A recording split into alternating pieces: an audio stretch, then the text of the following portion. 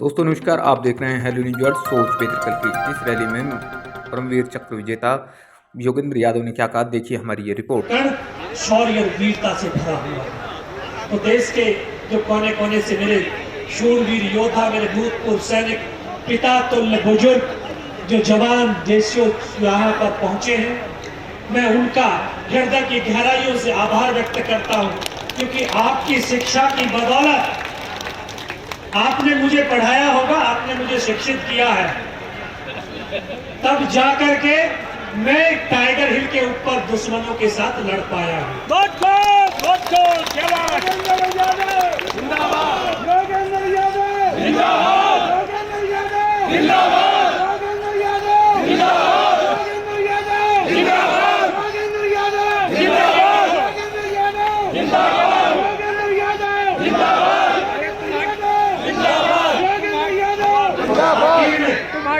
देश की सरकार से बस इतना कहना चाहता हूं कि देश हर तरह से हर जगह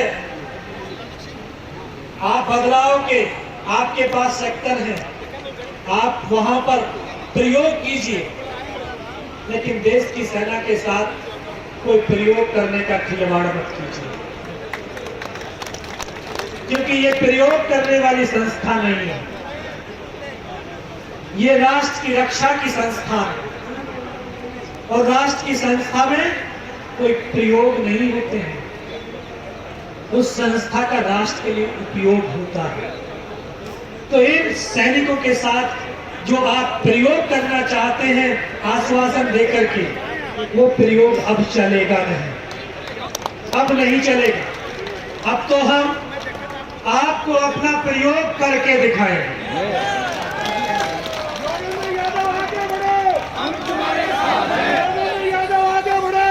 तुम्हारे साथ हैं, यादव आगे बढ़ो, हम तुम्हारे साथ हैं, यादव आगे बढ़ो, हम तुम्हारे साथ हैं, यादव आगे बढ़ो, हम तुम्हारे साथ हैं। तमाम भूतपूर्व जो बुजुर्ग मेरे तुल्य जो आए हुए हैं, जिस तरह से आपने 15 सितंबर 2013 मुट्ठी बांध करके जो अपने देश के सुप्रीम कमांडर प्रधान सेवक को आश्वासन दिया था, तो वो मुट्ठी बांध करके अब दोबारा से उनको ये आश्वस्त करो कि आपने जो वादा किया था वो वादा खिलाफी हो गया है, और अब हम अपना वादा पूरा कराने की जिद पर अड़ गए हैं।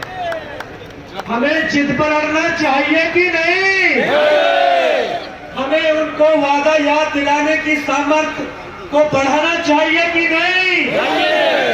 तो हमें पूरे देश के जवानों को एक साथ इकट्ठा करना होगा। पूरे देश के नौजवानों को, जेसीओज हो, जवान हो, एनसीओज हो, सबको सम्मान के साथ एक मंच पर इकट्ठा होकर के और इस देश की सरकार को अपनी ताकत का आभास दिलाना होगा।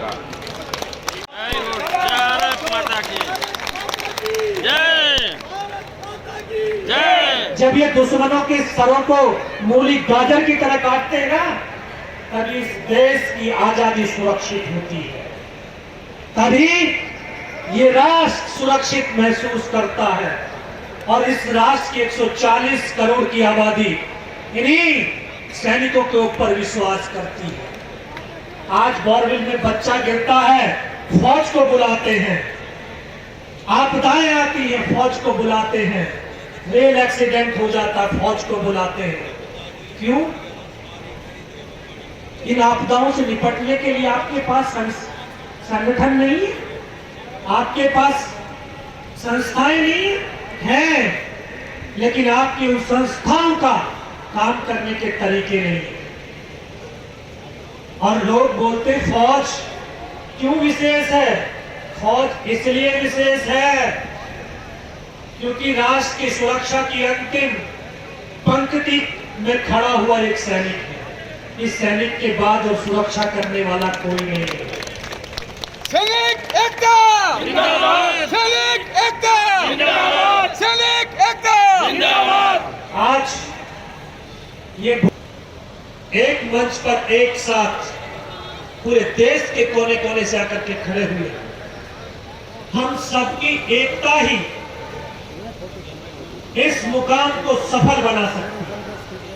हमारे अलग अलग प्रदेशों के अंदर, अलग अलग प्रांतों के अंदर अलग अलग नाम से हमारे संगठन चल रहे हैं। मैं उन तमाम संगठन के संगठन अधिकारियों से, उन पदाधिकारियों से विनम्र निवेदन करता हूं, उनसे आह्वान करता हूं, आवाज आए, आप अपने संगठन को भूल जाइए, क्योंकि ये जो संगठन सारे संगठनों को जोड़ करके बना हुआ है। हम अनुशासन में रह करके, क्योंकि हमारी पहचान ही अनुशासित है, और ये इतनी बड़ी जनसंख्या के अंदर, इतनी बड़ी लोगों के भीड़, देखिए कि बिना किसी सुरक्षा व्यवस्था के कितने आराम से बैठ करके अपने कार्यक्रम को सुनिश्चित कर लेते हैं। ये सीखना है हमें, देश को सीखना चाहिए कि इतनी बड़ी संख्या की गैदरिंग अनुशासित तरीके से कितने आराम से बैठ करके हम अपनी बात को रख रहे हैं। और मैं देश के, क्योंकि ये जवान देश के किसान भी हैं और इन्हीं के बेटे जवान भी हैं, तो जब तक देश का जवान और किसान को सम्मान नहीं मिलता, तब तक ये किसान और जवान संघर्ष की राह पर चलते रहेंगे। और देश की सरकार और देश के राजनेताओं, मैं आपको ये बताना चाहता हूं, पूर्ण तरीके से कुछ लोगों ने इसमें जो कर दिया, तो आज की संख्या के अंदर एक नौजवान इनसे कभी वन टू वन करने का जो है आपने, ये देश के सैनिक ही इन्होंने अपने जीवन को इस राष्ट्र के लिए कुर्बान किया है। अपने परिवारों को छोड़ करके 30-30 साल बॉर्डर पे खड़े हुए हैं। आज ये अगर सम्मान की, अभिमान की बात कर रहे हैं, इसके अंदर विसंगतियां क्या देखते हैं? बहुत सारी है, बहुत सारी। एक-एक करके उनको बताया गया, गवर्नमेंट को बता दिया गया, उनको सब कुछ मालूम। आप मुझे प्रधानमंत्री बनाओ, इस देश के सैनिकों ने विश्वास किया और उनको प्रधानमंत्री के पद पर एक बार नहीं, लेकिन उनको 10 साल तक हमारे इस किए हुए वादे को याद नहीं हुआ। 10 साल बाद ये सैनिक वापस इकट्ठे उसी जगह पे हुए जहाँ पर उन्होंने वादा किया था। 6 महीने से लगातार धरना चल रहा है, जनता मंदिरों कोमल थोड़ा सा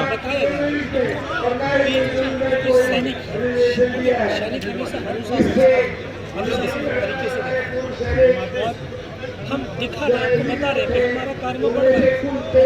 बार याद दिला रहे हैं, अगर आपको याद नहीं आया तो फिर ये जो अपनी शक्ति का प्रदर्शन है, और मैं मताधिकार के द्वारा वो चीज़ें बताना भी जानते हैं, क्योंकि जो हमारे जेएसयू जवान की जो विसंगतियाँ हैं, अगर इनको दूर नहीं किया गया, इनकी वन रैंक वन पेंशन के मुद्दे को नहीं सोल्व किया गया, मताधिकार का उपयोग होता है, और ये हमें भारत के संविधान ने दिया।